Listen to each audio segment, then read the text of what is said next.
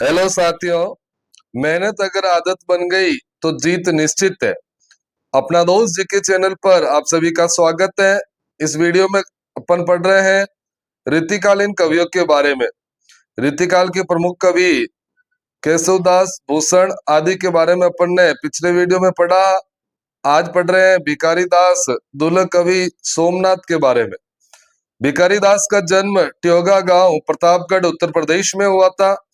इनका निधन स्थान बबुआ, रोहतास, बिहार में है। भिखारी दास का रचना काल 1721 ईस्वी से 1751 ईस्वी तक रहा है। रामचंद्र शुक्ल ने इन्हें बड़ा भारी आचार्य कहा है। भिखारी दास की रचनाओं को दो भागों में बांटते हैं। एक वे रचनाएं जो उपलब्ध है, दूसरी अनुपलब्ध रचनाएं हैं। उपलब्ध रचनाएं महत्वपूर्ण है। उसमें प्रमुख है रस सारांश, शतरंज शतीका, छंदो अर्णव पिंगल, काव्य निर्णय। काव्य निर्णय भिखारी दास की बहुत ही महत्वपूर्ण रचना है। 1746 ईस्वी की। श्रृंगार निर्णय, शब्द नाम प्रकाश, विष्णु पुराण भाषा, ये भिखारी दास की प्रसिद्ध रचनाएं हैं। रस सारांश, छंदोर्णव पिंगल, काव्य निर्णय, श्रृंगार निर्णय और शब्द नाम प्रकाश महत्वपूर्ण है। प्रत्येक रचना के बारे में विशेषताएं पढ़ते हैं। रस सारांश 1742 ईस्वी में लिखी गई है। सभी रसों तथा नायिका भेद का वर्णन रस सारांश में है। काव्य निर्णय 1746 ईस्वी, सभी काव्यांगों की विवेचना इसमें की गई है। इसकी रचना प्रतापगढ़ के सोमवंशीय शासक पृथ्वीराज के भाई हिंदुपति सिंह के आश्रय में हुई थी। तो काव्य निर्णय समस्त काव्यांगों की विवेचना है, रस सारांश में रस विवेचना है। अगली रचना है श्रृंगार निर्णय। रचना काल है 1750 ईस्वी, हिंदुपति सिंह के आश्रय में। हिंदुपति सिंह सोमवंशीय शासक पृथ्वीराज का भाई था। सभी रसों की विवेचना श्रृंगार निर्णय में मिलती है। श्रृंगार निर्णय के अंदर श्रृंगार को रस राज सिद्ध करने का प्रयत्न किया गया। तो श्रृंगार निर्णय भिखारी दास की 1750 ईस्वी की रचना। शब्द नाम प्रकाश, ये एक प्रकार का शब्द कोश है। छंदो अर्णव पिंगल जो 1742 ईस्वी में था, उसमें छंदों की विवेचना की गई है।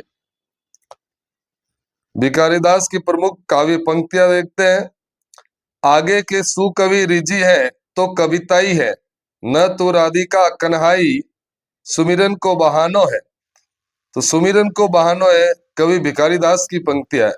ये नेट में और एक बार फर्स्ट ग्रेड में भी पूछा गया है।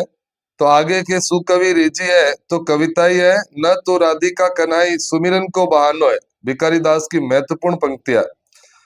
सूर सूर तुलसी शशि उड़गन केशव दास, अब के कवि खद्योत्सम जत करत प्रकाश।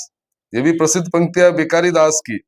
सूर सूर तुलसी शशि उड़गन केशव दास, अब के कवि खद्योत्सव जत करत प्रकाश। अगली पंक्तियां है काव्य की रीति सीखी सुकविन सो, देखी सुनी बहु लोक की बातें। भिखारी दास। तो ये भिखारी दास की काव्य पंक्तियां। भिखारी दास के संदर्भ में कुछ आलोचकों के मत है।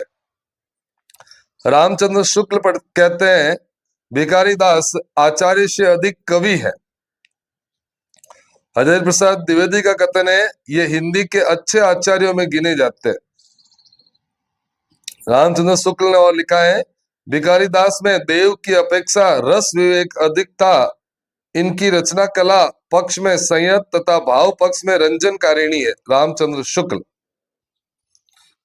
रसिक गोविंद जयपुर के थे, ज्यादा महत्वपूर्ण नहीं है। अपन देखते हैं दुल्लभ कवि। दुल्लभ कवि का रचना काल 1743 से 1768 ईस्वी तक रहा था। दुल्लभ कवि की एक ही प्रसिद्ध रचना आपको याद रखनी है, कवि कुल कंठा भरण, जो कि अलंकार ग्रंथ है। कवि कुल कंठा भरण, जिस रचना के पीछे भरण और भूषण लगा होता है वे अलंकार ग्रंथ ही होते हैं। तो कवि कुल कंठा भरण दुल्लभ कवि की रचना है। ये कालिदास त्रिवेदी के पौत्र थे दुल्लभ कवि। दुल्लभ कवि के संदर्भ में कथन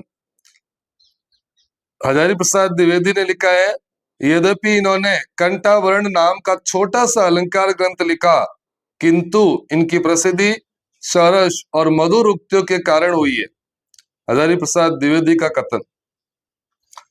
रामचंद्र शुक्ल ने दुल्लह कवि के बारे में कहा है, दुल्लह कवि द्वारा दिए गए लक्षणों व उदाहरणों में इतनी प्रौढ़ता व सरसता है कि इनके पद काव्य शास्त्रियों तथा काव्य रसिकों दोनों के लिए आनंद का विषय रहे हैं। रामचंद्र शुक्ल। तो दुल्लह कवि की प्रसिद्ध रचना पढ़ने पड़ी कविकुल कंठाभरण। अगले रीतिकाल के कवि है सोमनाथ। ये सभी रीतिबद्ध कवि हैं अभी जो अपन पढ़ रहे हैं। सोमनाथ का रचना काल 1725 से 1760 ईस्वी है। सोमनाथ को शशिनाथ नाम से भी जाना जाता था। सोमनाथ की प्रसिद्ध रचना है रस पीयूष निधि। रस पीयूष निधि सोमनाथ। इसके अलावा एक है श्रृंगार विलास, कृष्ण लीलावती, पंचाध्यायी, सुजान विलास। ये भी प्रसिद्ध है, याद रखना है, सुजान विलास सोमनाथ, माधव विनोद सोमनाथ। तो सुजान विलास, रस पीयूष निधि सोमनाथ की रचना है।